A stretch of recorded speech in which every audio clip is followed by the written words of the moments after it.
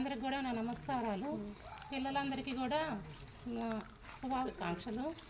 ఇంకా ఈరోజు మనం 78వ స్వాతంత్ర దినోత్సవాన్ని జరుపుకుంటున్నాం. మనకి స్వాతంత్రం వచ్చి 78 సంవత్సరాలు అవుతుంది కదా. ఎప్పుడు వచ్చింది మన స్వాతంత్రం? 1947 ఆగస్టు 15వ తారీఖున వచ్చింది మన స్వాతంత్రం. ఎప్పుడు? 1947వ సంవత్సరం. 47వ సంవత్సరం ఆగస్టు 15వ తారీఖున మన దేశానికి స్వాతంత్రం వచ్చింది. స్వాతంత్రం రావటం అంటే ఏంటి? అంతకుముందు మనల్ని బ్రిటిష్ వాళ్ళు పరిపాలించేవాళ్ళు.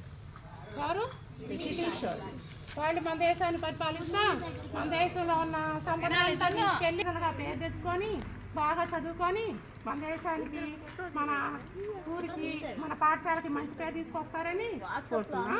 అంటారు అట్లా? ఇప్పుడు ఈ సందేశాన్ని ఇంతతో ముగిస్తున్నాం.